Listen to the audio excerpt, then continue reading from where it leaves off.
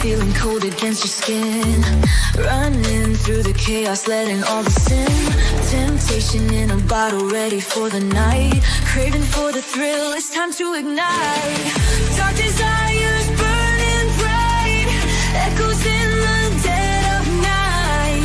No retreat, no looking back on this heart attack.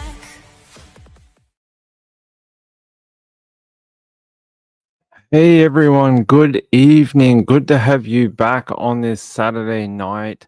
We have some updates, just random updates to different stories that we've been covering, and I thought I'd bring them to you. Thought we'd talk about it. And one of them is we have an explanation or a further explanation about that 1-year-old who was hit by a train. We have a little bit more details about how this small child ended up in front of a train, which is a tragedy first and foremost. It is really awful that this little child, a little girl, her name is Lily. Her name was Lily, and apparently, there we go. According to the article, she died while playing with her sister somewhere near the train line, and somehow they got too close to the train, and the 1-year-old was hit by the train and died. And the photos are not that great, but that's the little girl right there, 1-year-old Lily. Lily Schiffer is her name, and that was her when she was even younger. They're saying there is nothing, there's no foul play here. It is an accident. Police are treating it like an accident, and they're not expecting to charge anyone with a crime. So I don't know how old the other child is. It doesn't say. It just says she has an older sister called Aria, and they had been playing when the 1-year-old wandered onto the railway tracks and into the path of a passing freight train. That is it. So I don't know too much more than that. That is the more details. So seems like it was an accident. Doesn't seem like they're going to be pressing any charges or anything like that. Just seems like two kids were out trying to make the most of their new home. So they had only lived there for a very short period of time, just moved to the area. And it seems like the kids were trying to have some fun in the country and got way too close to something they just didn't understand how dangerous it was. Police have revealed they are treating Lily's death as a tragic accident, adding the parents were not to blame. They say, our understanding is that the child was just playing. This is really a tragic case of a child that had gone to play in a bad location, according to the police. And they say the child was with a number of other children at the time. Parents were not in the immediate vicinity, but were aware of where they're saying they are aware of where the parents were located at the time, and supervision of the child is not in doubt. Okay. So does that mean some adult, just not the parent, was watching them? I don't know, but it says that they don't think that is a concern. So definitely seems like a number of people witnessed it happen. They said the accident was witnessed by a number of bystanders. So it seems like there was at least a few people hanging around with the children.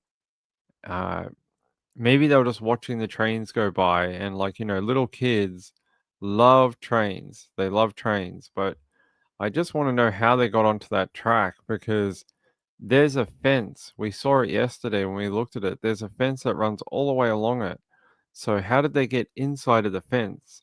Because the fence is there to make sure people don't get hit by the train. So how did that happen? Yeah, let's go back to the area, because I'm pretty sure you'd have to go around it. There is no open area. Let's have a look.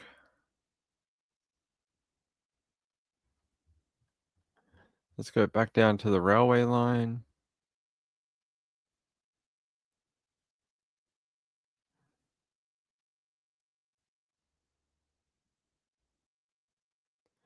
Yeah, there is a fence there. Oh, I guess it is open here. Maybe they were playing in this like open grass area. You see, there's like almost like a little field here. Maybe that's where they were playing. Because yeah, you can't really get in on the other side of it. If we go down here and go down the street, there's a fence here. See, there is a barbed wire fence that runs along. So unless they were playing in sort of the little area I showed you, let's go over here. So somehow they made it onto this railway crossing and were hit by a train. Even on the other side, there is a fence, but there is an opening right there to get through. So there are places you could get through. And then there's a big freight train mining or farming, I'm not sure which one, where they used to load up the trains with grains and wheat and things like that. So, uh, very sad story about this one here. There's the railway crossing, and they said in the paper today, they're like, we have signs and bells that go off and flashing lights, so it's not like it's a surprise that the train comes, through. There's like big warnings and the boom gates go down, so people should have known that the train was, arriving. But look, police are saying they do not think there is any sort of culpability here. Uh, there you go. I don't know what else to tell you except for there you go. All right, I do have another story, and it is about a missing man in Cherokee County, Cherokee Country, Cherokee County. Ping, you got to read. And his name is James Powell. Apparently left his home with his fellow companion, his dog. His dog was found several days ago, but they have not been able to find James. So they are asking everyone to be on the lookout for this man.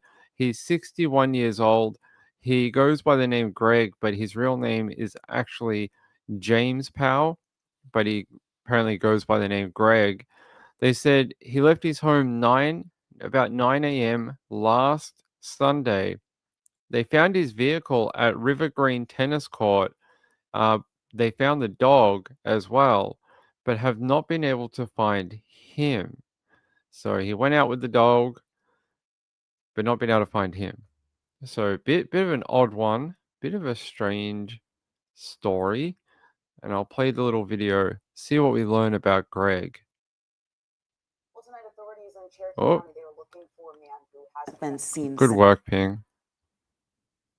Well, tonight authorities in Cherokee County, they were looking for a man who hasn't been seen since Sunday.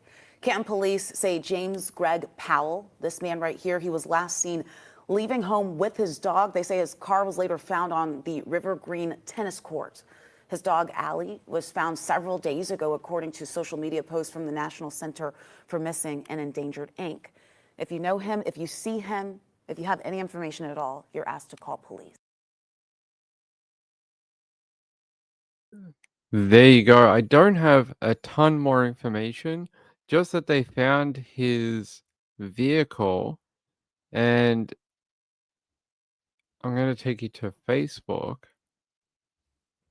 They had a sort of post about him, and I'm going to try bring it up and show you about them trying to find Greg.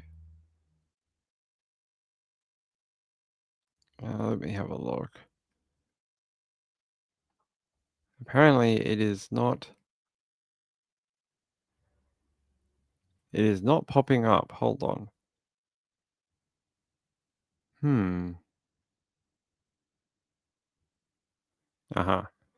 Here we go. So, Caitlin Ross, I'm pretty sure she is a correspondent or a reporter for a local news outlet. She says, please help find Greg Powell. He is missing from Cherokee County, Georgia, last seen in River Green. They're saying on Sunday morning he dropped off his beloved dog with a sitter and then left his car at Central Park. He was expected to return today to pick up the dog, but he never showed up. Very unusual behavior for him. His family are worried sick about him. These photos are from when he dropped off the dog, and they're saying if you know where he is or have seen him around, to call it in because he's been missing for like a week, maybe longer. He's been missing a while. So last Sunday is when he did this. Tomorrow will be Sunday again. So he's been missing for a week tomorrow. Now, we don't have too much more other than these two photos of him. Looks like he's dropping off like, I don't know, kibble maybe for the dog and some wet food and dog bowls. They look like feeding bowls for the dog. So this might be wet food and dry food for the dog. Why he went missing, we don't know. But they are the last photos we have of him. And apparently they're the clothes they believe he was wearing when he went missing. I'm just going to try bring up the tennis court where they found his vehicle so we can have a look around the area. Okay, down here.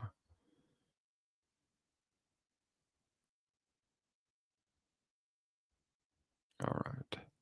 So this is where they found his car. This is the tennis facility, and they found his car parked here. And it just looks like, typical a typical type of sporting location. There's a lot of parking. There's a lot of tennis courts here for people to do their activity and then head home. But why would his car be parked here of all places? I'm going to go down here. So it looks like it backs onto a residential area. And then what is up here? There are some woodland behind here. So it looks like there is a wooded area behind this residential complex and the sporting club. So it looks like maybe could he have gone down there? Could he have gone into the bushland area? It's a bit odd of a location because there's no way out. There's no way out of this area unless you go back the road you came or go through the tennis court area. And then on either side of the tennis area, there is more residential. Let me have a look. Okay, if we go here. The thing that worries me is this. So we were down here. This is where the last view you had in the other view, the road view. And I was saying there's like bushland behind it. There is. Look at all this that you have access to. And there's a giant river or lake over here. So not too far away. Could he have been trying to get through to that area? So there's the tennis courts that you can see. There's a whole bunch of them. There's the giant car park. It's a pretty big car park. Look at that. It's huge. And then if you sort of go through the car park and cut through here, you'll end up in this giant sort of forested area. So I worry he somehow got into here. Because if he's in here, you may not find him. It's a pretty dense. Look at it. Look how dense that canopy is. And then it leads to the lake area. So I hope he hasn't gone that way. But I'm guessing they would have already searched around here. And it's pretty open. So I wouldn't expect him to not be found. But there looks like there is a golf club or something like that here. What is it called? Georgia Golf Performance and Stark Golf. So it's sort of like a golf facility of some sort. They have looks like I don't know what that is. It's some sort of golfing thing here. Looks like there's two, like a putting green and then an actual sort of hole. So it looks pretty long. It looks like you could launch one and then maybe from up here or something. So it looks like they have two types of golf facility. And what happens if you go this way? It's more residential. It's more like homes and things like that. You would think if he was here somewhere, they would have found him. So it worries me that he may have got into the back of the sort of wilderness area out here. Because if he's anywhere near this waterway, he could be anywhere by now in a week. See where it leads to? It just a giant waterway. It's pretty expansive. So don't know where Greg is. Hope he's found, but it's a little strange that he dropped off the dog, gave the person, if he was only going to be a short period of time, he gave them a lot of wet food and dry food for the dog. Plus, he gave out those like the bowls for the dog too. I don't know how common that is if you're only going away a short period of time. Here's that photo of Mr. Powell. He doesn't look like he's in a very down spirits in this photo. He looks, like he's trying to do his day. I don't know anything else, but yeah, apparently he dropped off the dog, but he never returned to his property. And then they found his car in that golf complex. But that's it. Here, let me see what else I can find about Mr. James Greg Powell, missing in Georgia.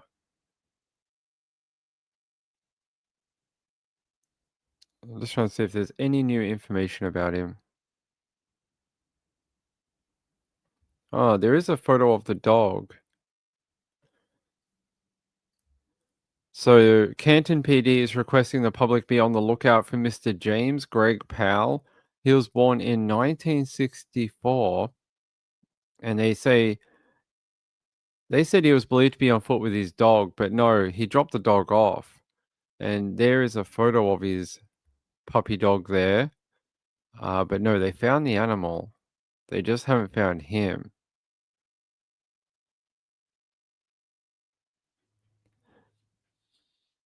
I'm just trying to see if there's any more information about him.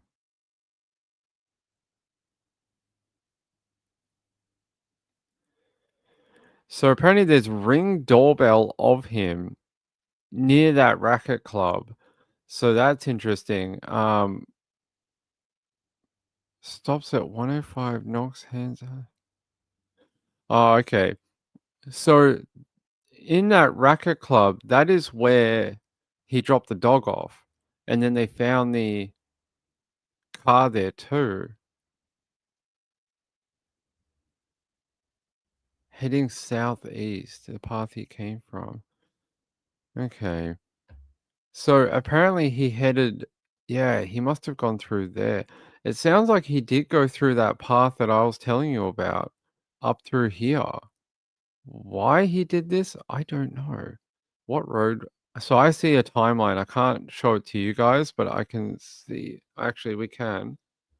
Hold on. I'm going to grab this timeline for you and show it to you guys.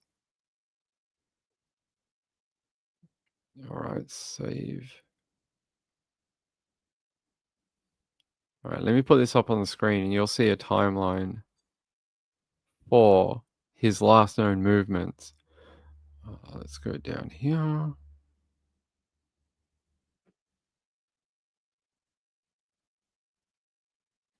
right. So last known movements. Hey, there's a Hikvision camera. That is from the clubhouse. So he pulls into the Racket Club Drive lot. That is the tennis place. Steps out alone wearing a large blue jacket and blue sweatpants, leash in hand, and the dog at his side. Then he's caught on a third camera walking east on the sidewalk past the courts towards the trailhead that drops to Etowah. They're saying he stops at 105 Racket Club, knocks on the door, hands Ali to the neighbor and says, "I'll be back in a few days." A few days. They say he walks back past the courts alone, enters the trailhead heading southeast, the same one he came from, and that is it.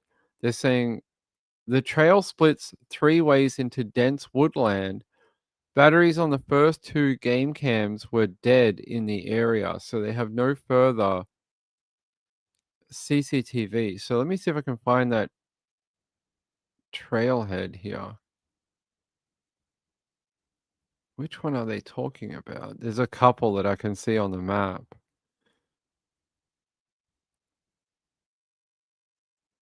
105.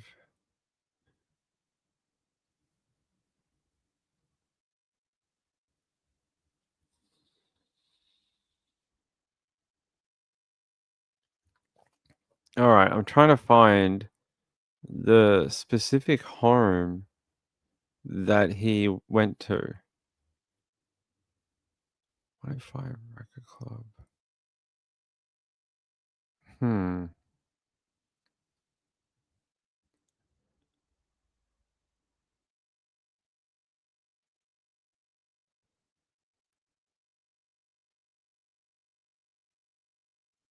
Okay.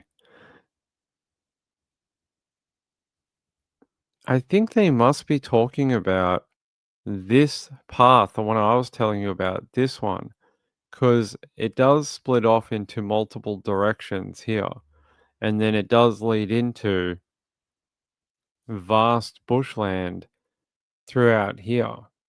So I hope he hasn't gone into this bushland area, but being that they found his car here parked and he never got back to the car, it is concerning. So sounds like he dropped the dog off, returned through the path that he used to get to the home where he dropped the animal off, and was never seen again. It's very odd. Hmm. Gail said, did he get picked up if he was going for a few days? Danny says a few days and takes a hike, not a good situation. He took the doggy somewhere to be safe. It doesn't sound good, no. It sounds really awful. And you see how much food he brought too. Like he brought quite a lot of food for the dog. If it's only going to be a few days, look. He bought quite a lot of food, like this giant snaplock tub full of kibble for the dog. It's not like it doesn't seem like a few days worth of food. It seems like a lot of food. Does not sound good at all. No, it sounds a bit odd. I hope he hasn't gone through here and then got to the river or, because there's a giant waterway within about a 5-minute walk of where he was last seen. So, then you get out here. Look at this giant waterway. I hope they find him, but it seems not great. It seems a little, possibly a very bad situation. Very bad. Because it definitely sounds like he wanted the dog to be safe.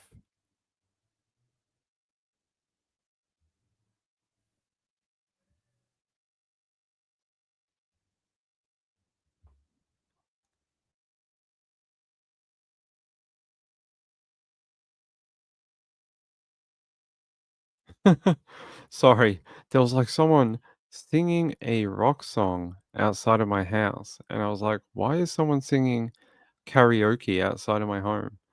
It was very odd. Sally said, that is not much food. Our dog would eat that in 2 days. Okay. SP said, if it's the S word, then he's gone Glad he had enough foresight to take care of the dog. Hey, a lot of people leave the dog in the home with them. Gail said, I'm sticking to a happy ending. Dog's old, so I'm hoping for the best. I always took more than needed for my dog. Um, it is just a you would think he would have come back by now, and if he was like, say, out of the county, out of the state, he would have taken the vehicle. Like, he wouldn't have just left the car behind. So I'm concerned that he left his vehicle there and no one can seem to find out where he went. There's only so many options in this area. So his car was parked in here. He dropped off his he dropped off the food. So if this is 108, I'm guessing something like this might be like 105 here. And then where else would he have gone? If you go through this walkway here, it doesn't really go anywhere else. It goes to a pool. It goes to a public pool. So a public swimming pool. And then on the other side is just bushland. So, and then more residential. There's really nothing else around here. Look, I hope they find him, but I worry he might be out in that, out in this area where it's all forested. So, a very sad story. If you're in Georgia, if you're in this area, keep an eye out for Greg and try and find out what happened to him. I'm just going to check for another update and see if there's any more new information about him.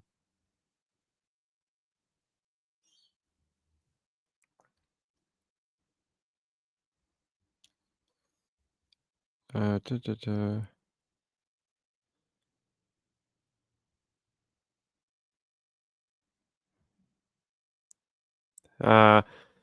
Some people are saying that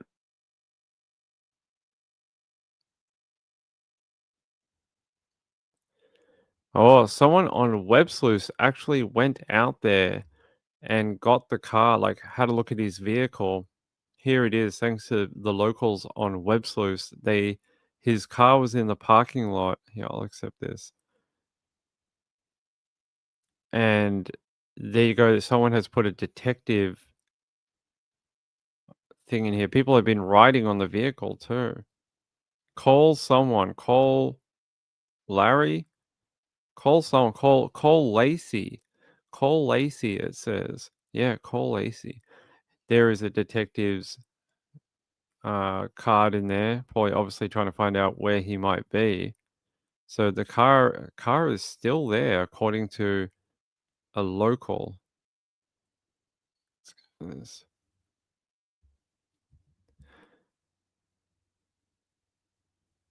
Let's see. Yeah, those photos were taken today. The photos I was showing you, they were taken today. So the person on WebSleuth is saying they were taken today, and his car is still located in the parking lot. So he hasn't been back to the vehicle because the card would be gone. Maybe the vehicle would be gone. It seems like he parked it and never came back to it. Thanks to the person who uploaded those photos to the forum as well. Let me see. Open that. So there's a wider view. It definitely says Cole Lacey. Someone has written on the window, says Cole Lacey.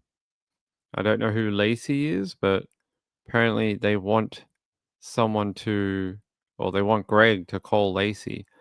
Let's see, but the person who was able to go to the vehicle said notes have been left drawn on the window as well as detective cards placed on the driver's side. The car is in rough shape, taped up front fender and very dirty.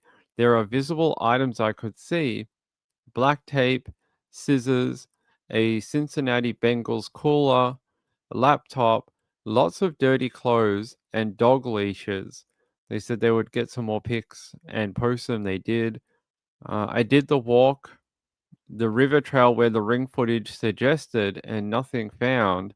There is a very long trail with multiple paths and a steep drop to the river. Last police presence searching in the woods was on the 11th, 5th of the 11th. And ever since then, I have seen no one on the trails or searching for him. Okay. All right, let me see if I can find that ring footage because I have not seen that. And I would like to see it.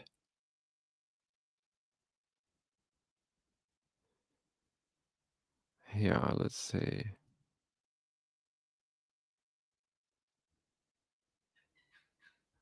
Okay, let me see if I can find the ring footage for him.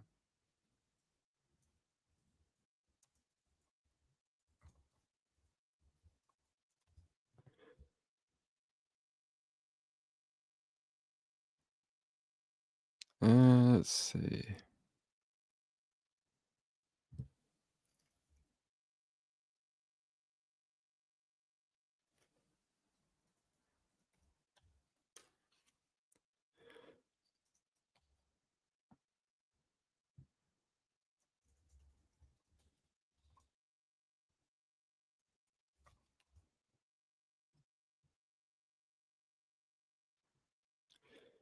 I don't see a Ring doorbell for him. Maybe it's not popping up for me when I search it, but I don't see that footage. Hmm. Yeah, I don't see it. Maybe someone was able to get it locally, but I have not been able to find it.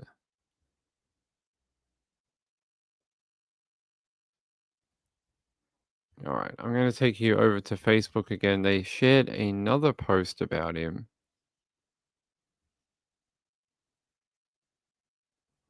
All right, actually, I'm not going to do that. It's the same one we already saw. Nope, that's not what we want. All right, here we go. So that's all the info. There's his photo. I'm going to leave that up there, but that's all I can find. Penguin, hey Penguin, what's up? Good to see you, my friend. Powell. So his last name is Powell. They call him Greg, but his real name is James. I don't know why he goes by the name Greg, but apparently he does. Not sure why. I'll post this in the chat for you. There you go. Not sure why they call him Greg. They just do. But yeah, it seems like the only route he could have taken was to that river. There's really nowhere else he could go through that, what they call a trailhead. And about the only place you could go is to the river. There's no other waterway around here, is there? There's only this thing here, which is like a manicured lake, but he wouldn't be going there. It seems like the only place he could end up was down in here, down near the river. So if you take that trailhead, you end up right here. I hope they find him. I really do. It seems like a very... It seems like we can all sort of picture what may have happened, and that is pretty sad. There's his vehicle again. Abandoned, basically abandoned in that parking lot. I'll show those images, by the way. Did I put up? They came from WebSleuth's user. Where is their username? So I can properly thank them. Came from WebSleuth's user, Tampa Bay. Tampa Bay, thank you for uploading them. That is very kind. So Tampa Bay uploaded them on the forums and gave us an inside look into it. So that's all I have for you. I hope they find him. He is missing a long time for a man of his age, and his dog must absolutely be terrified and be very worried about where his human dad is. It's a long time for him to just not be with the animal. There he is, dropping off kibble, and it looks like a little bit of wet food in a bowl, and the 2 bowls here to feed the dog. So,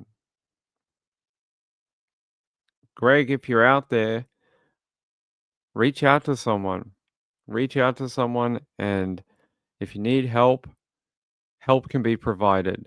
I hope he's still alive.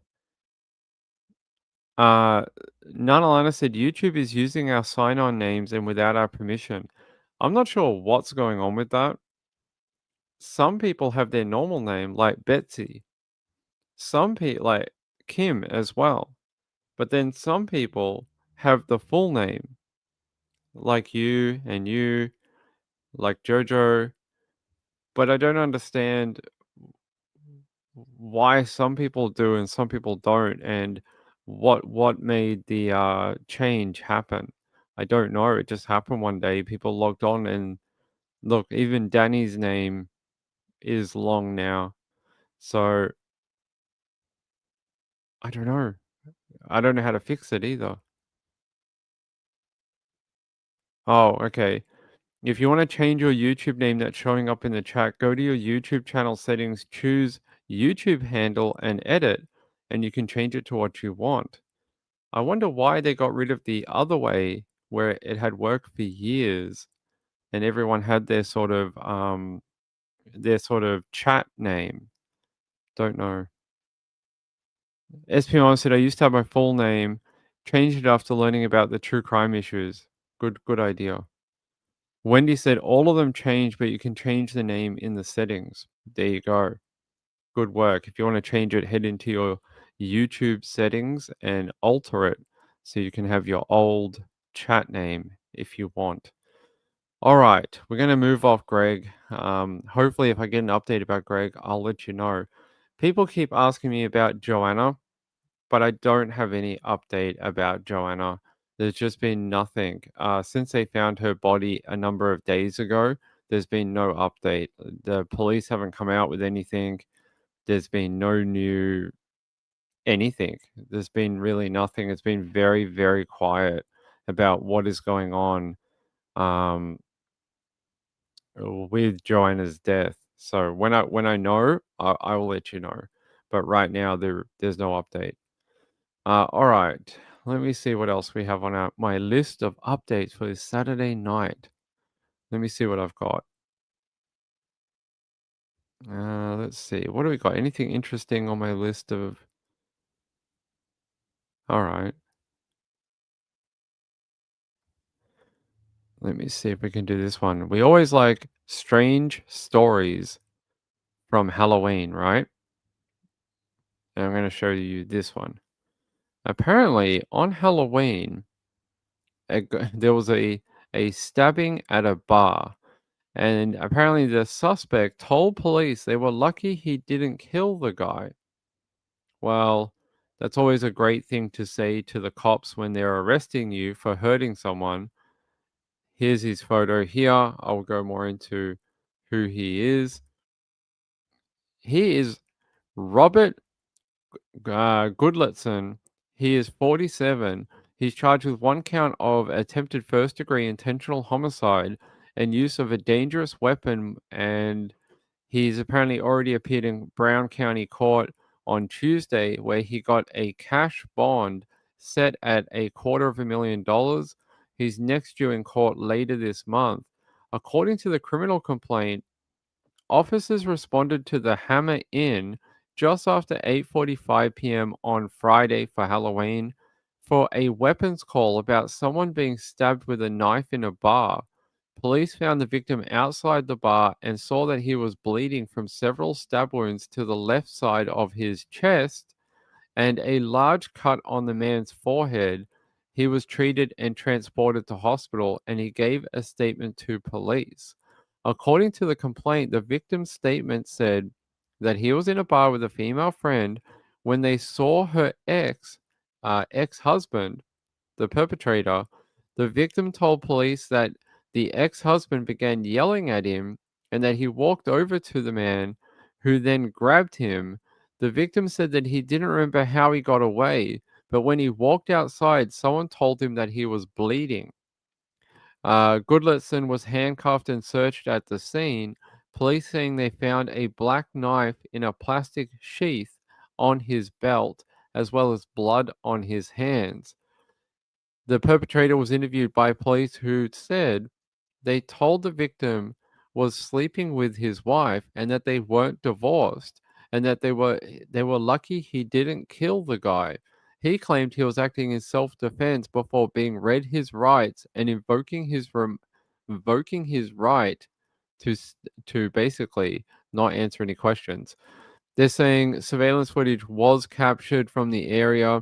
Police say in that video they can see the perpetrator looking at the victim crossing the bar before an argument starts. The perpetrator gets up to confront the victim. Police say he has a knife in his right hand while using his left to push the victim against a wall. Other patrons in the bar try to separate the two, leading to him swinging the knife around as employees yell for him to put it down. So, a very violent individual sees his ex-wife and her new partner in a bar and tries to kill the guy, all on Halloween. Yes, we can do that for you, Lynn D. So this guy has separated from his wife, somehow ended up at the same bar. That sounds almost intentional. How do you end up at the same bar as your ex-wife on Halloween while she's on a date with another man? Sounds like he maybe knew she was going to be there. That's why he brought the knife. Like, why would you bring a knife to a bar if you're like, say he's like, oh, I've separated from my ex-wife. I'm going to go have a few drinks on Halloween to try to drown my sorrows. Why would you bring a knife? Why would you be at the same bar as your wife's going to be at? Sounds like he knew she was going to be there. Small town? I don't know. Let's have a look. What town is it? It's in Wisconsin, and it is in Green Bay. So Green Bay is not a tiny place. Let me see if I can find out. Yeah, Green Bay. So Green Bay is not tiny. It's not like a one pub town. Let me see. Let me see if I can find the actual pub.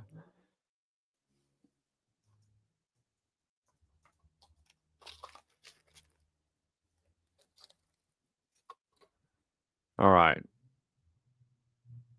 Okay, we've found it. There's like 50 other places he could go drink just in the one area. There's heaps of them. Here is the area. There is the Hammer Inn, but there's more. There's one here, there's one here, there's one here.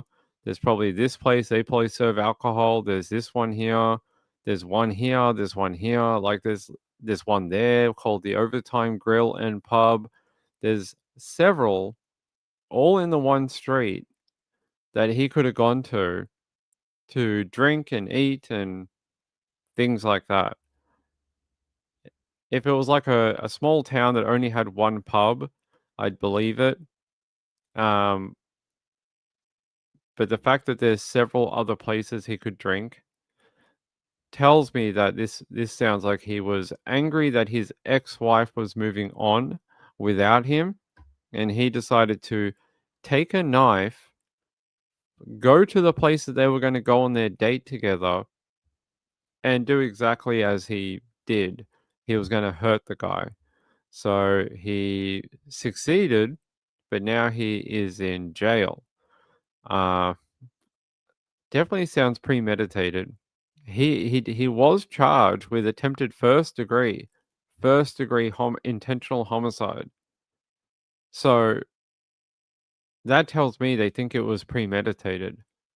I think they also think he was stalking her and knew she was going to be there.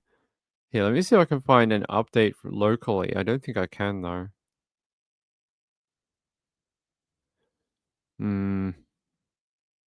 I can't. Let me try one other place.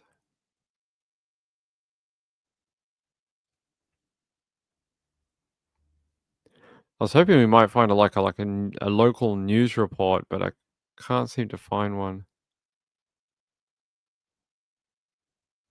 Yeah, I can't find one. Here, Law and Crime apparently picked it up too. Did they have anything different here? No, they have basically what I told you. They're saying here, the victim said he and Goodleston's ex-wife were at the Hammer Inn when they saw Goodleston saw them, and he became visibly upset. Robert began yelling at me across the bar. I walked over to him and he grabbed onto me. I do not remember how I got away, but I walked outside and then I was told I was bleeding. Goodleston told us that the male victim was sleeping with his wife and they weren't even divorced. I don't think that means anything. If you're separated, buddy, if you're in that state where you guys are getting a divorce, you've separated, I don't think she has any priority to be faithful to you any longer. Your relationship is obviously over. If you're going down that path, she's already dating other people. So should you. Stop trying to cling on to someone who doesn't want it anymore. You just end up in this type of situation. What are they saying here? Yeah. I wish we had the CCTV because apparently there is, and you can see him in this altercation, but it has not been given out as of yet. He got a $250,000 cash bond. He did appear in court. He's due back November 18. As of right now, he's being held in custody. So right now he is in jail, and we'll have to see, but it sounds like an awful Halloween for those people, doesn't it? It does not sound like they were having such a great time. All right. I want to take you to a different story. Here. So KHOU did a small update about the bodies being found in the bayou, and I thought you might like to hear about it, but I only want to play a small minute of it because it's like 25 minutes long. It's like a small documentary, but I just want to play a couple of minutes of it for you. Bodies in the Bayou, a KHU 11 Plus original. In 2025, our team worked to separate fact from rampant rumors, asking Houston leaders what's really behind the rise in all the bodies being found. The troubling trend grabbed attention online. We spoke with officials and experts as a lot of social media accounts ran wild with serial killer claims.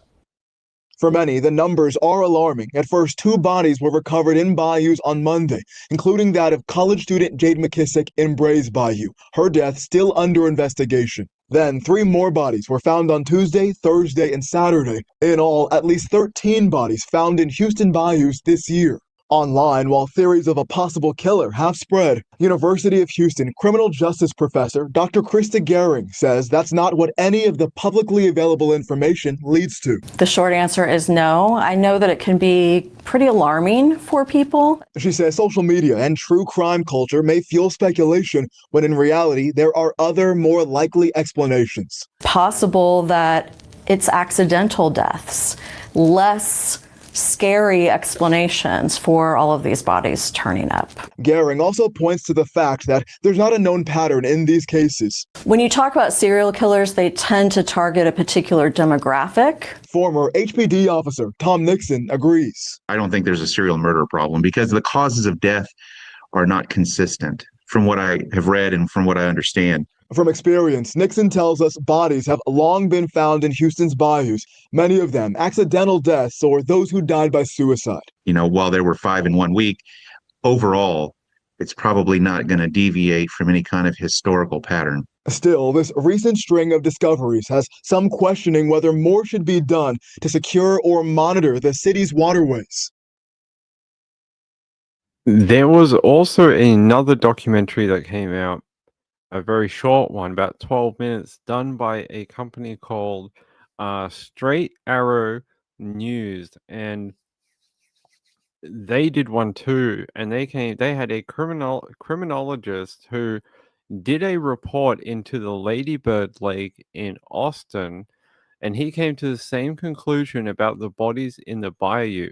This guy has like 30 years of researching these type of drownings, and he said it is not sinister. He was saying that he doesn't believe it has anything to do with victims being murdered, and most likely they are people who have accidentally fallen in, they've become intoxicated and ended up in the water, things like that. Chances of it actually being a homicide, the national rate of people being killed by drowning is 0.2% nationally, and most of the time it is a mother of a child killing the child by drowning them in a bathtub or other water, not throwing people into a bayou or a lake. So there you go. Kelly's said, yes, it's actually very common for dead bodies to be found in bodies of water. I think we just don't realize. I'm sure it happens frequently, and that's why these stories congregate together. So you got one in Austin, you got one in Houston, you got one in the UK. I'm sure anywhere you find bodies of water and where people, drink and congregate at night or other times, you probably got bodies in the water. Danny said this has been happening for 30 years in the bayou. I'm sure it's been happening since the dawn of time. Since they built the city of Houston, it's probably been happening. Oh, you guys are trying to help Lynn D. Thanks for trying to help Lynn D. I appreciate it. That is very kind of you all. So that is their little update. They are saying their opinion. There is nothing going on. It is typical sort of deaths that we would associate with people being found in the water. All right. So that's your little update on that. Let me see. Let me see if I have anything else on my list of updates for you. Anything we didn't cover.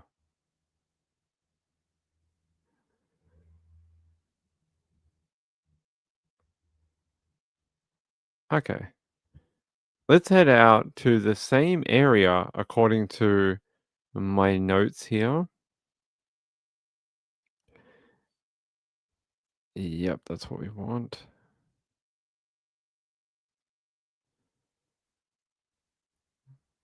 Okay, that's not what we want. Here, I'm going to take you to this story in Texas. According to the story, it is a TSA agent killed in El Paso, and it was a hit and run. But the story has a twist to it, right? The story has a twist. And it is Jasmine O'Connor. She is a niece of the TSA agent that was killed in the hit and run. But get this. a family member turned over their loved one who was a teenager for killing the TSA agent.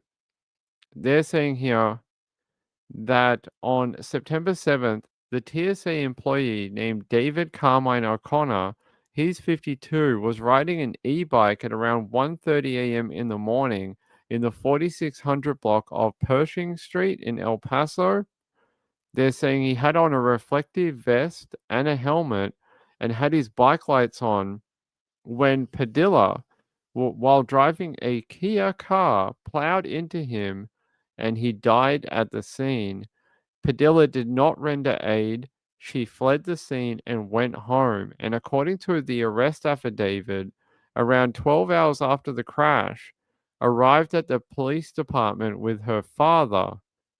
And apparently the father reportedly said, she's the one that hit that person yesterday.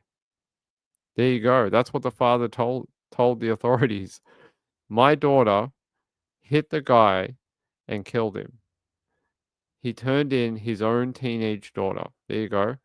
There is the girl. Her name is Vivian Rose Padilla. And she is now going to be charged with murder. She's 19.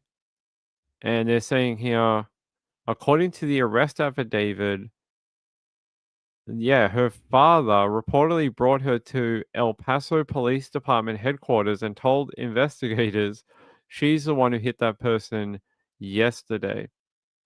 The report describes the father walking in with Padilla at around 1:35 p.m., 12 hours after the hit and run. And they're saying the report explained that she allegedly started describing what happened, sharing details such as the time and location, and authorities said they hadn't made that information public at all. They're saying here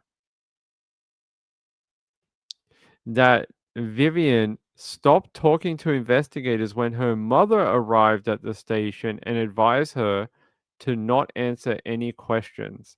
Investigators searched her vehicle and then secured a warrant for that vehicle, which was a 2017 white Kia Soul.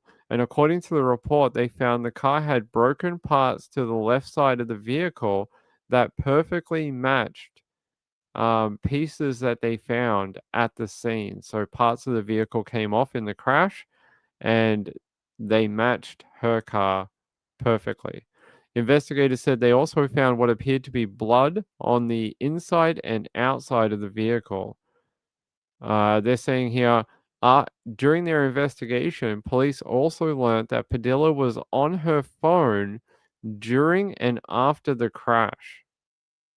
They're saying she was arrested almost 2 months later. According to jail records, she was booked into El Paso County downtown jail and charged with collision involving death with a bond set at $50,000.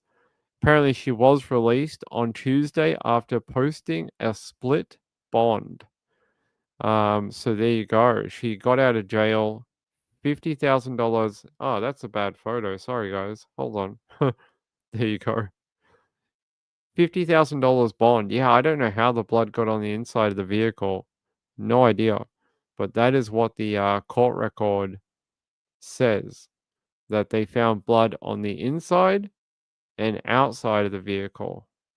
But so she was on her phone at the time when she hit the TSA agent, killing him. And they're saying that obviously she wasn't looking at the road. After hitting the guy, she's taken off home, left him to die on the road, and not called for any help. Maybe if they called for help, maybe he would have lived. And the fact that the guy who died had done everything. He was wearing reflective helmet, a vest. He had lights on the e-bike. Tried to make himself very visible, and she still somehow hit him. How you do that, I don't know. Yeah, I'm going to try to find more about Vivian Rose Padilla, if we can.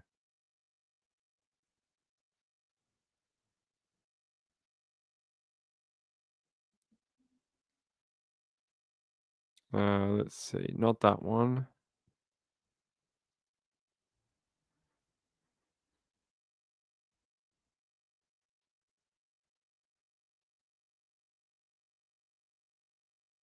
No, that's not it.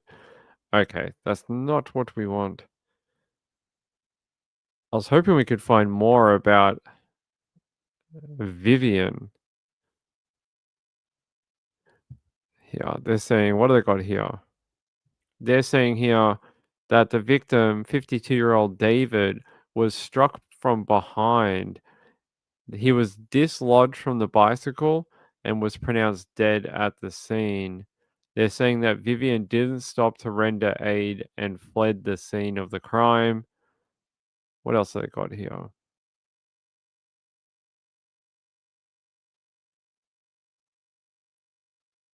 They're saying here,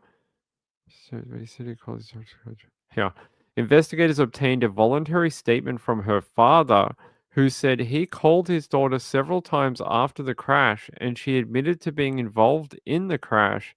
After talking to her mother, she declined to provide a statement, according to court documents. They seized a search warrant for her car. They're saying here, blood stains also appeared on the vehicle, were observed on the outside of the rear passenger door. I don't know how they got on the inside though. In addition to the vehicle parts being located at the scene that matched the damage on her vehicle, investigators also obtained a search warrant for call data records for her phone number, and the results suggested that she was using her cell phone during and after the time of the crash. So there you go. Killed a 52-year-old TSA agent by not paying attention to the road. We all know that you can't text and drive. There's stupid ad campaigns, and I know in America when I watch cable TV from America, you guys have those PSA type things where they're like, don't text and drive. Distracted driving is like being drunk and stuff like that. Like they have all these crazy PSA type things. Hold on.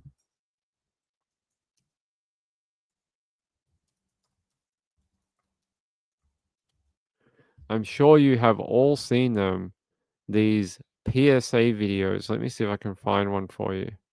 Yeah, here from WJBF.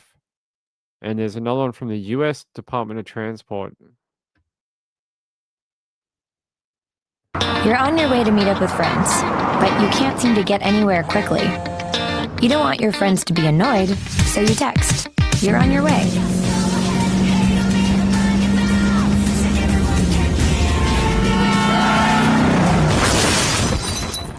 Five seconds is the average time your eyes are off the road while texting while driving.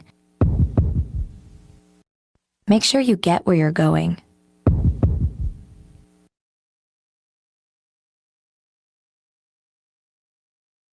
So there you go. Texting and driving PSAs. Hold on, there was a second one we wanted to... There's also this one from a number of years ago now. No, I don't know though. I'm scared. I mean, you're so...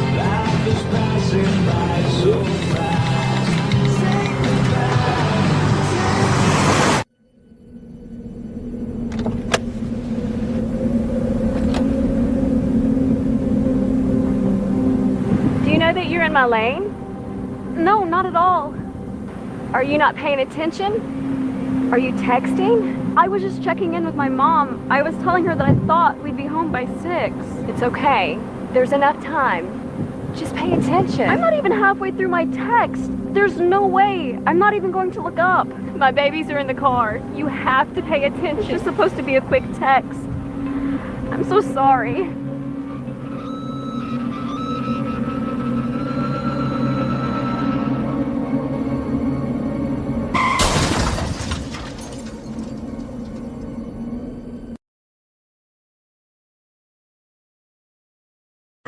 So I know you guys get these PSAs all over the country, And we've been told a million times, even in Australia, we're told too. Your ones are way more dramatic than the ones that we get here in Australia.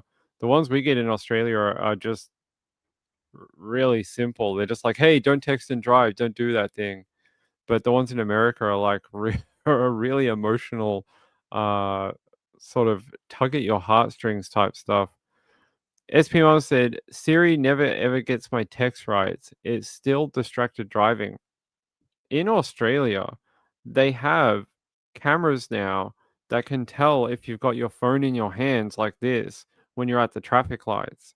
So if you pick up your phone, you're not supposed to do it at all when driving. But if you're at the set of lights and you pick up your phone like this to send a message, they have cameras now that can take photos of you through the windshield, and they'll fine you. They'll fine you. It's like, I think it's like $800 and like four demerit points on your license. So I don't know if you have them in America, but they're getting stricter and stricter about these type of things, especially phones while driving. So yeah, in Australia, you can lose your license really quickly. You cannot touch that phone when you're driving down here. So hey SP Mama, how are you? All right, head to bed. Khalid said, I never see commercials anymore. Probably because you only watch YouTube. Gail says we can't touch it at all. Yeah, we're not allowed to do that at all. But they have these crazy cameras,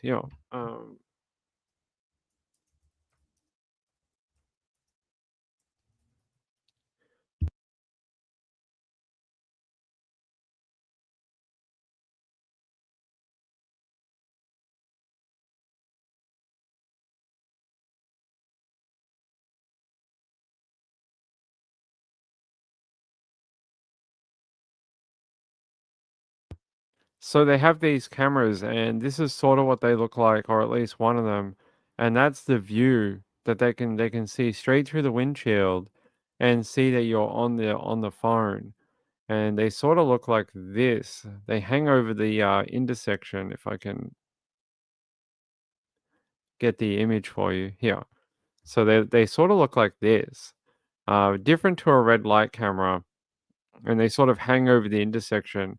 And they can see straight through your windshield and take photos of you if you got your camera. I was trying to find another example of the photo inside the car.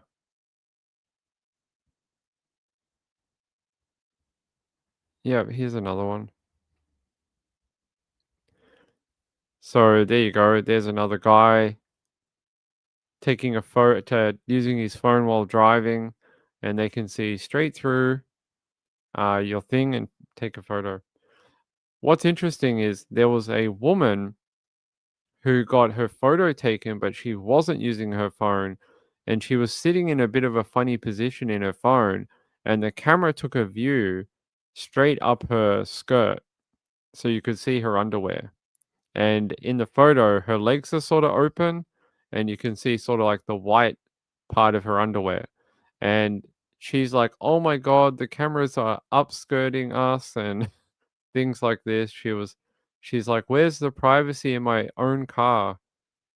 She has somewhat of a point, but maybe she was just sitting in a bad spot. Yeah, I was gonna try and see if I could find that photo for you. Um,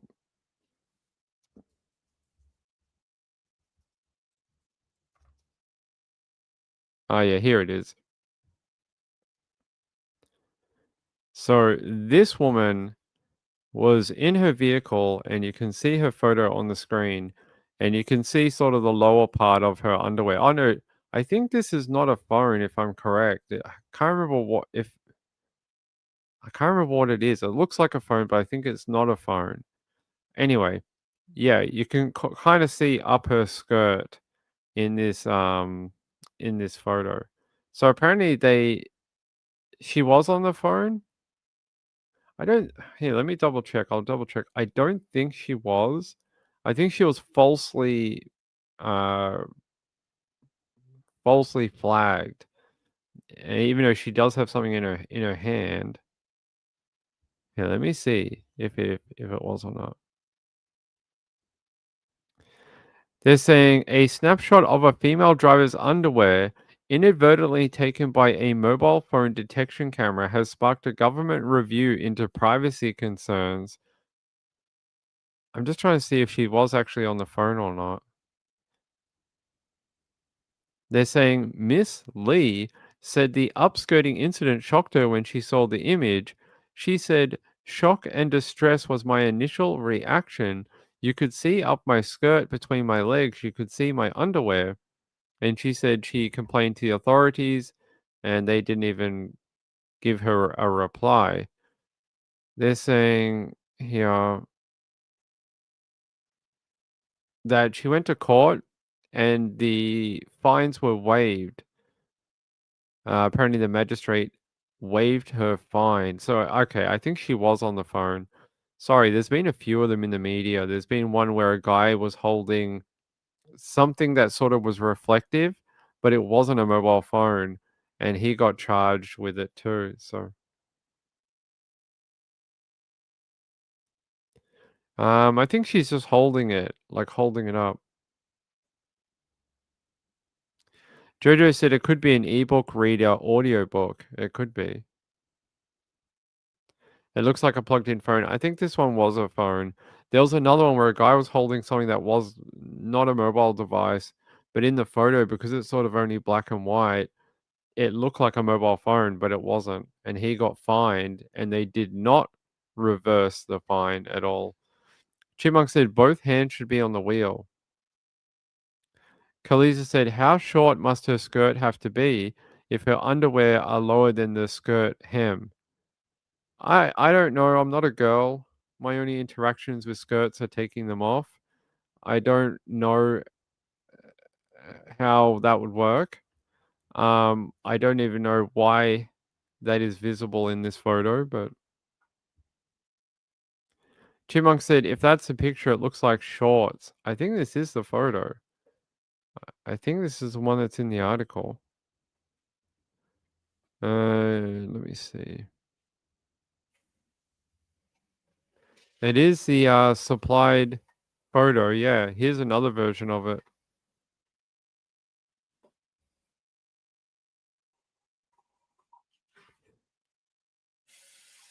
Is she? It almost looks, yeah, you're right. To me, it looks like she's wearing shorts, but okay, I don't understand, but I don't know. Chipmunk said, I see it now. Oh, geez, you do?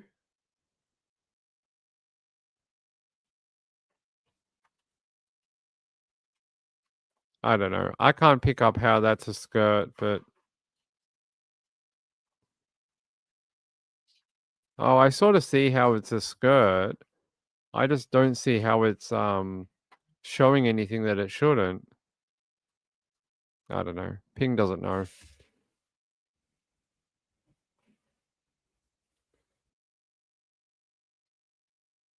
Khaleesa said, well, now she is sharing it with the whole world. I don't know. It looks more like shorts to me too, but if it got her out of a ticket, good for her. Your flower is covered, get over it. Chipmunk said, it's like a lady wearing a bikini then complaining people stare. I guess that's true.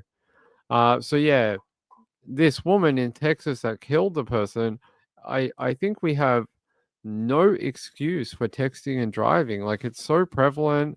There's so many education campaigns around it. We all know not to do it, right? We all know that you shouldn't do it. So now Mrs. Ping makes me text everything. She's like, can you text this person and can you look this up for me? And I know it's very hard if you don't have a second person in the car, but you have to pull over, turn off the vehicle. Remember, that's the key. Cops will get you if the car is turned on. You have to pull over and turn off the vehicle, then you can use the phone. But we all know. So this young girl is going to learn a very, very awful lesson. One, that she took the life of someone at such a young age. She's killed a man, a 52-year-old man she has taken from this earth. That is something she'll have to live with for the rest of her life. The second is she's going to do some jail time. She's going to go to jail for a period of time. and she's now going to be a convict. She's going to be an ex-con, and her life will irreversibly be changed in the negative. So, very silly. All you have to do is not use that phone and keep attention to the road. You won't kill someone, and your life won't go down the toilet. So, awful story. I don't know what's going to happen to that young girl, Vivian, but she's got a very difficult road ahead of her. And okay.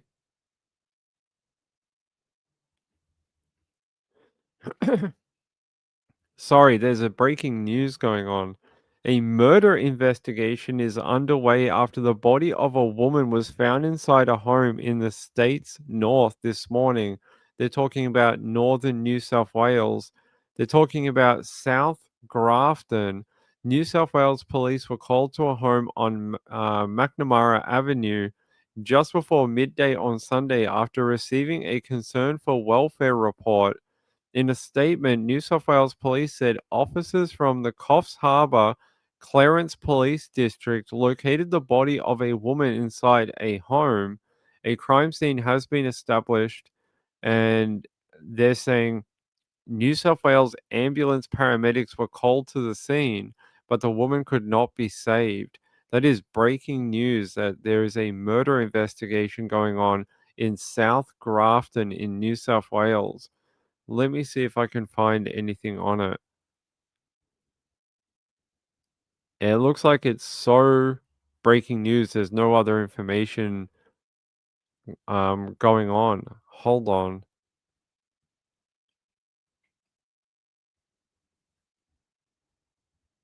I can't find anything else about this, but there is breaking news going on. If you're in New South Wales, there is a woman that has been found inside a home, and they're saying that there is an active murder investigation going on in South Grafton. So I'm going to just try one more thing to try find more information. I have nothing right now.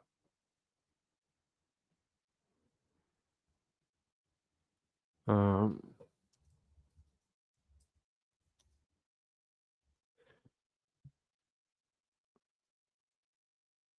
yeah, it hasn't even hit the it hasn't hit the press as of yet, except for one news station. So that is very breaking news. There is a active murder investigation in South Grafton, and they're saying that a woman was found in a home after a welfare report was called in to go and check on her, and there's no further information at this time. So yeah, she must have been deceased for a while. The fact that New South Wales paramedics were called to the scene, but the woman could not be saved. It sounds like she may have been deceased already. Yeah, murder investigation underway.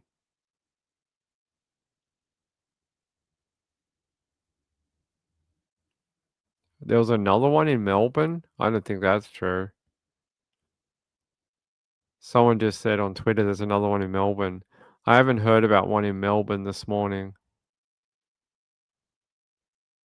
Here.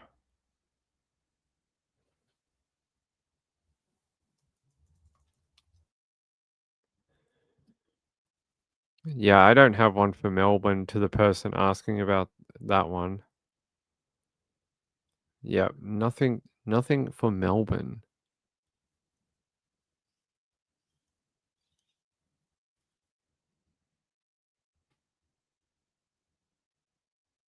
Yeah, no, I don't have anything. I'll bring you more on that one out of Grafton when I can. When we have more information about the murder probe in Grafton, I'll let you know.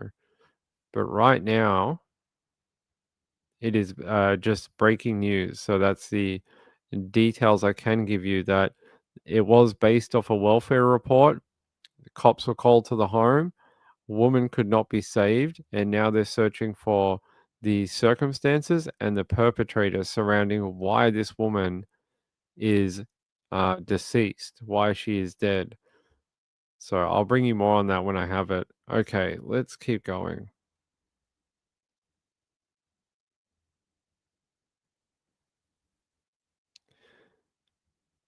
Okay. Let's go to Kentucky. Let's go to Kentucky.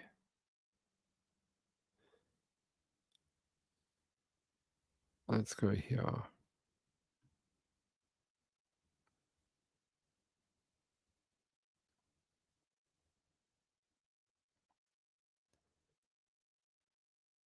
All right. So a 35-year-old Henderson, Kentucky woman, they found her body in a popular fishing area in Warwick County. They're saying Christina Robinson was found November 2nd in the Bluegrass Fish and Wildlife area near New Harmony Road and Clipple Road. That's a few miles north of the Kentucky state line. Investigators aren't calling it murder.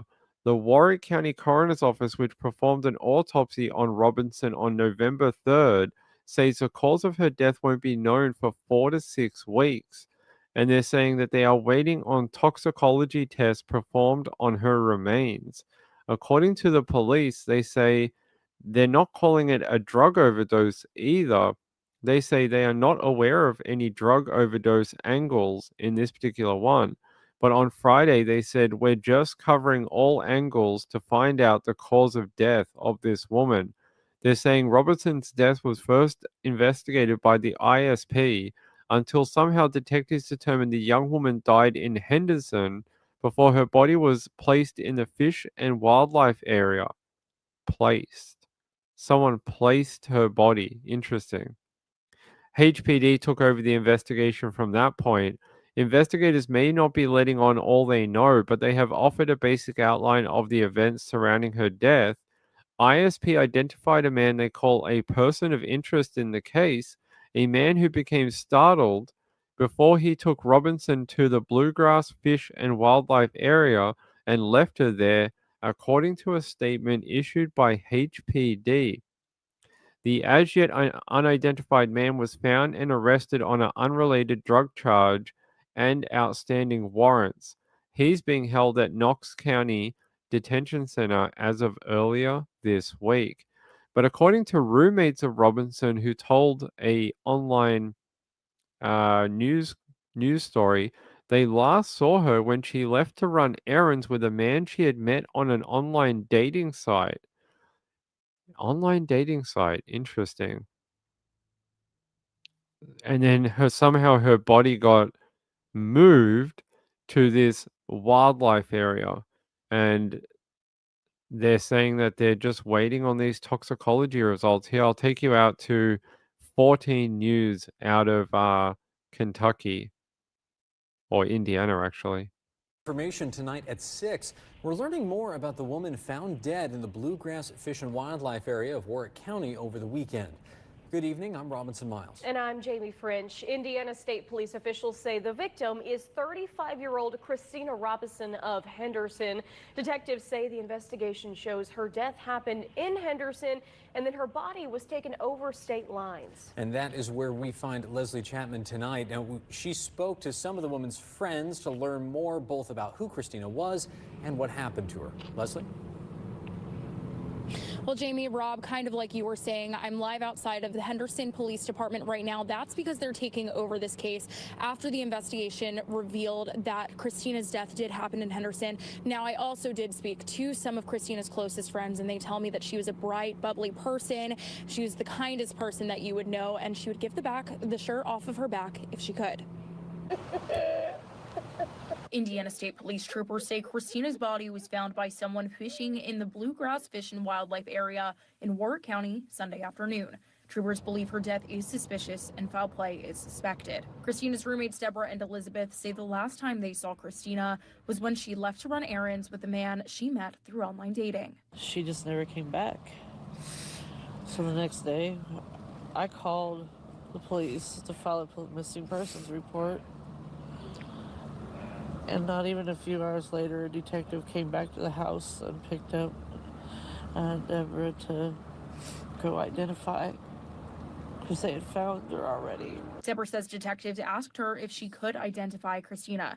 She says the images are imprinted in her head. It didn't look like her. At first I said, no, it's not her. And then when I looked down the carpal shirt, it was her.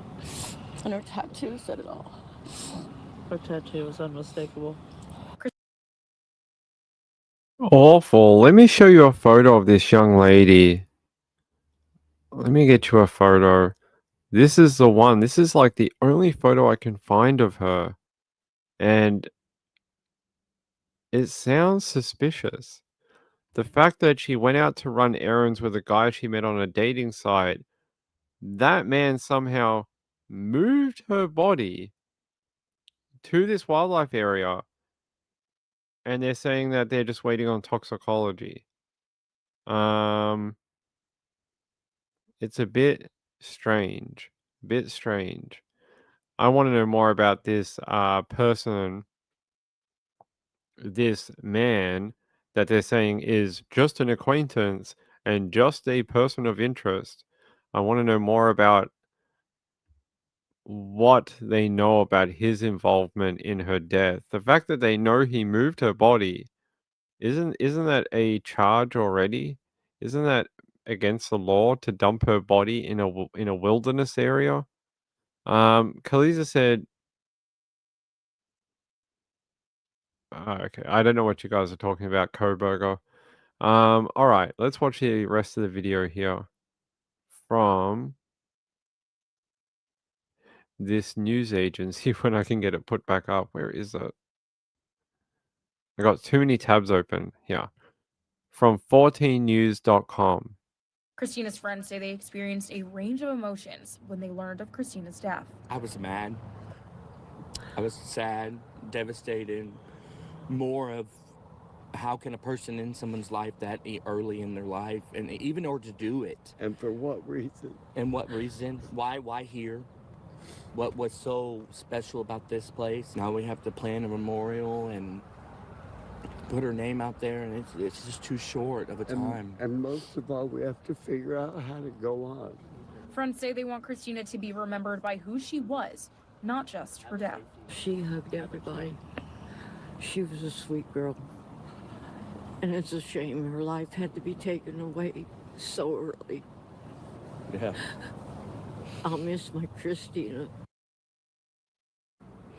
Well, Henderson police also tell us they will still be working with Indiana State Police to investigate this case. And of course, this case is still under investigation. They hope to have some more information soon and follow some leads there. Of course, when we find out more information about what's going on, we'll...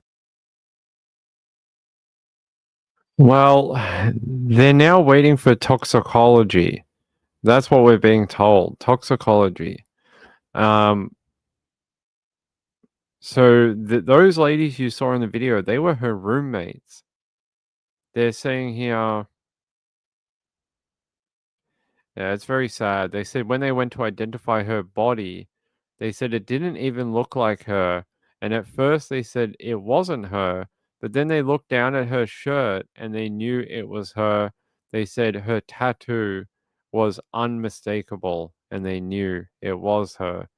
And I think we've got to find out more about this guy. Yeah, very strange. During this investigation, detectives were able to determine that Robinson's death occurred in Henderson.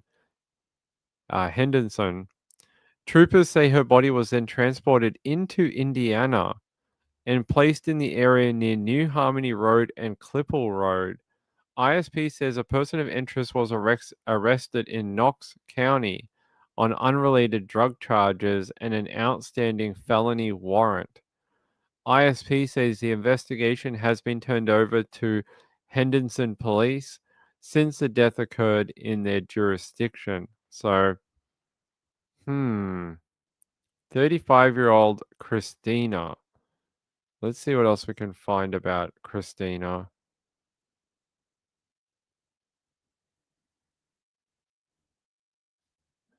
Let's see. Christina. Is that her? I think I found a different photo of her. Hold on. Okay, maybe? They're giving this photo out, but I just want to make sure that's her and not a different woman. I don't know. When I search her name, that photo pops up. Let's see.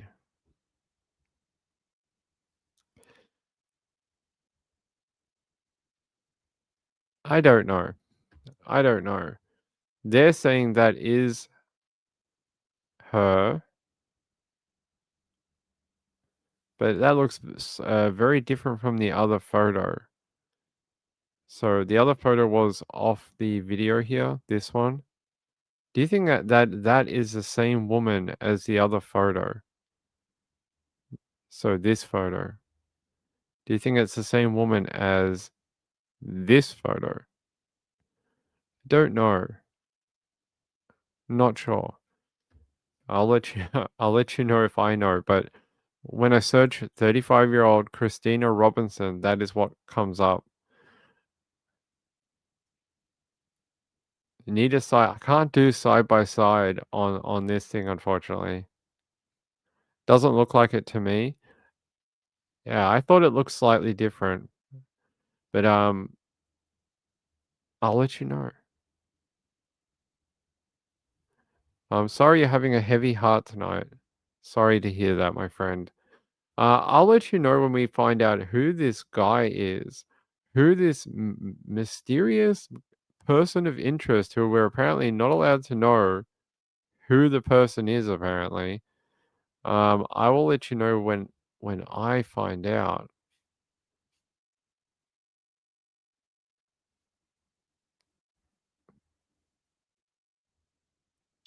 Yeah, because the fact that how do they know her body was transported?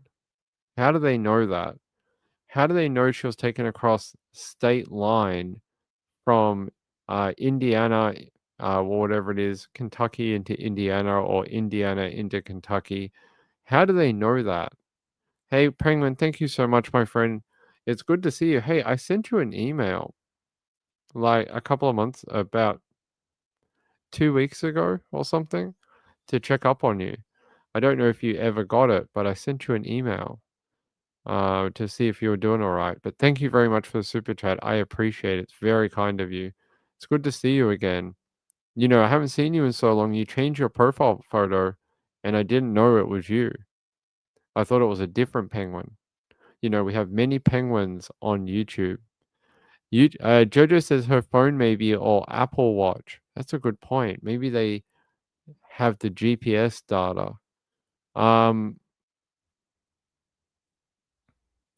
But that's all I have. Woman found dead in the bluegrass and fish wildlife area.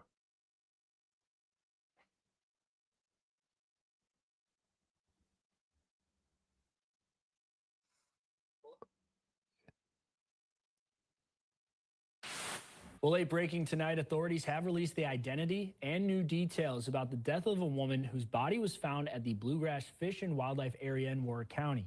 44 News reporter Courtney Green has the latest on their investigation. Henderson police are now involved in the death investigation as they work to learn what happened to 35-year-old Christina Robinson. We do believe that foul play is involved. Indiana State Police have now released the identity of the woman found dead on November 2nd. They say she was 35-year-old Christina Robinson of Henderson, Kentucky. Detectives say Robinson died in Henderson. They've determined a person of interest was startled and took Robinson's body to the Bluegrass Fish and Wildlife area in Warwick County, Indiana, where they left her. According to Indiana State Police, a person of interest was arrested in Knox County on unrelated drug charges and an outstanding felony warrant. The identity of that person has not been released, but we've learned they are being held at the Knox County Detention Center. Henderson police say they're still waiting on a toxicology report to determine Robinson's cause of death. The word they use, startled. So did they Did they catch him in the act? Did someone catch him in the act or almost catch him with the body? And then he decided to move her body to that wildlife area? It's a strange word to use, startled. Who startled him? And how do they know that? So some details are not quite clear yet. Khaleesa said maybe the first picture was a really old one. It could be. It could be. Let's see. Jojo says my debit and credit cards know when I leave the state. Okay. Let's see. I think it does. It's been used in cases where someone's heartbeat has stopped and they've been able to tell a time of death due to an Apple Watch or a Fitbit on the reporting, like the heartbeat and things like that. They've done that before. This one's just a bit weird. The whole, we think the killer was startled and then he moved the body. So a bit odd, a bit strange. I'm going to try to see if I can find anything else on her.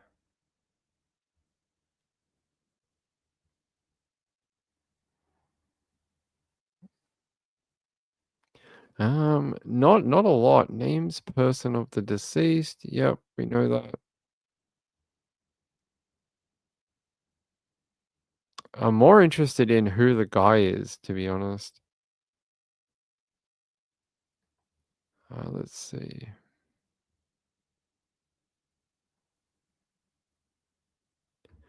Yeah, I can't find anything different. Just the information I've given you about what happened. So now we're just waiting on toxicology. I think they're just trying to find out if there was any drugs in her system at the time of her death, but that's it. That's it. Yeah. They said, we're just assuming that he got startled and left the area because there's warrants, and then he dropped her off somewhere to where he wouldn't be caught. There you go. They think that's what it was. All right, let me check here.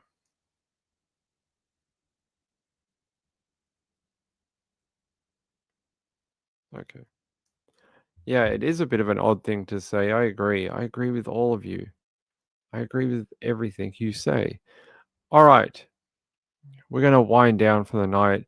It's a slow Saturday night. I'm not sure why, but we did an hour and a half. It was good to see everyone. Tomorrow is Sunday. What are we going to do tomorrow night with everyone?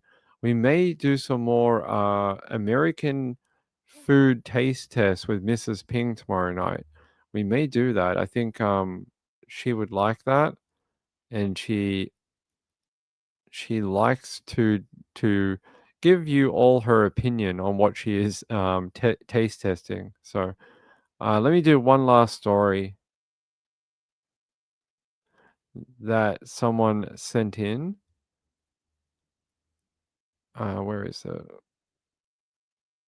One more. We've got one more for the night. Bit of a slow weekend in true crime, which is nice. We often don't get slow weekends in true crime, but this one has been a little non-eventful, which is probably a good thing. Let me see if I can find anything about this story someone wants me to cover. All right. So they want me to talk to you about this person. A college student vanishes on Halloween just minutes from home. Owen Kenny was last seen on Ravenel Bridge pedestrian walkway, and they're saying he's 19 years old, was a college student in South Carolina, and was last seen walking along that pedestrian walkway just after 3 a.m. They said he was last wearing a Boston Celtics jersey, but later said he was also wearing a black hooded jacket, light colored pants, and black Nike sneakers. They said he's 6'1", 155 pounds, and was a student at the College of Charleston. And They said he was only minutes from home, but the story that came up says that he has been located. He was discovered in the water. Discovered in water near Patriots Point around 8:55 a.m. after a multi-day search for him. So they have been searching for him for a number of days since Halloween. I'm trying to find out where Patriots Point is and how he would end up in the water. Patriots Point.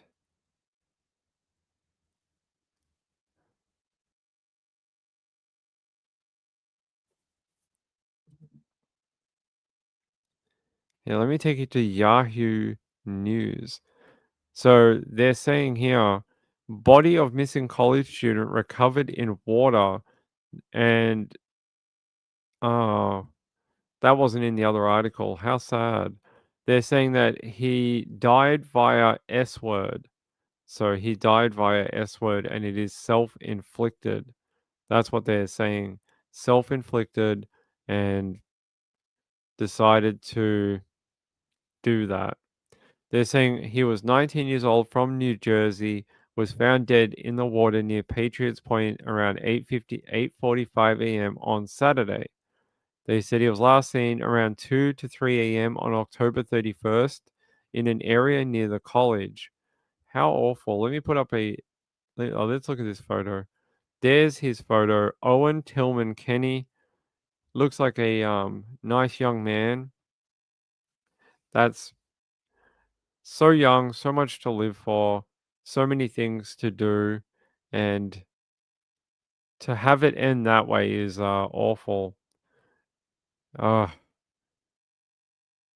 19, and on Halloween, like a fun night where you should be going to Halloween parties, hanging out with your college friends, and having a good old time. But they're saying he was captured on surveillance footage walking along the Ravenel Bridge pedestrian walkway around 3 miles from where he was last spotted, shortly after 3 a.m., and his phone last pinged in the same area around the same time. Brutal. They're saying nearly a week into the search, investigators announced they were shifting to recovery efforts after video evidence showed the teen had died by jumping from the bridge's walkway at 3:49 a.m. that morning. Sad. I'm sad for his family and friends. That is an awful way to go, but also awful for his family who are left behind and have to pick up the pieces, unfortunately, and learn to live life without their loved one. Let me see.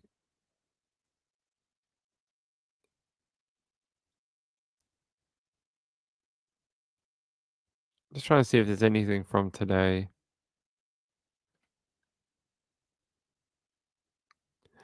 I don't have anything other than what I read you. Yeah, see, body of South Carolina student Owen Kenny, 19, found 1 week after he disappeared. So, a very sad end to that search, a multi-day search. They're saying they had people searching for him since last Friday, and only today was he found. So I'm just trying to see if there's any other things here. Yeah. How awful, how awful. He's probably got lots of friends that are gonna miss him from school, and a lot of family members who are very sad to have lost him. Awful. Not a good ending. They're not the endings we want in true crime or missing people cases. We want people to be found and for them to be okay. We don't want people to be found like that. I wish I had a better update for Joanna for you, but as soon as I do, I will let you know. But so far, no new updates on Joanna, but I'll let you know as soon as I have them. As soon as I have them. All right. Let's wind up for the night, for this Saturday night. Lynn D says, he looks so sad in that photo. I agree. He does. Carolina says, please be kind to people. Say something nice. Reach out if someone is hurting. Oh, yeah. Hold on. That's not the one I want. There was numbers here for people. Hold on. Yes. If you are struggling, if you need help, you can call. Well, if you're in NY, there is 1-888 NYC WELL, which is a free counseling service. If you live outside, you can dial 988. 988 is a new number that was introduced a few years ago to help in these situations. So if you need someone to talk to, if you need any type of help, it could be for anything. If you are having like intrusive thoughts or things like that, call 988 and talk it through with someone. Talk it through. Sometimes the thoughts in our head are way worse than the actual reality. Sometimes we just need a different person to break them down and show it to us in a different way. Sometimes that's all we need, and it could save your life. So call that number if you need it, 988, and let someone help you. Let someone help you. It's not it doesn't make you any less of a person to ask for help. It actually shows that you have strength inside of you to be able to take that step and ask someone for help. So if there's one thing you do tonight, if you're someone out there listening and you are having a hard time, call that number, and maybe tomorrow can be a different day for you. Maybe tomorrow can be a completely different day because you took that step to get help. All right. I love you all. Have a great night out there. Look after your friends. Look after your family. Hug your loved ones. We talk about far too many dark stories on this channel. Sometimes you just need to look at the people in your life and understand that a lot of the stories we talk about, they are missing one of those people. And that's the reason we're talking about it, unfortunately. So hug your loved ones. Hug your pets. I love you all. Hey, thanks to Penguin for being the donator tonight. Penguin's our only donator this evening, but I appreciate it. It's very kind. And hit that subscribe button for me. That helps out a lot to Ping. So hit that subscribe button. I'll see you tomorrow. Sunday night, Niners game tomorrow. I'll be on after the 49ers game. And we'll do some American food taste testing tomorrow. I think we have a toaster strudel. I've never had toaster strudel in my life. I don't know what it is, but we have one and we're going to try it. So we're going to try toaster strudels, and I have Funyuns. We have Funyuns, so we might try them. Yeah, we'll do a few tomorrow night for you. Okay? Love you all. Good night, everyone. Bye.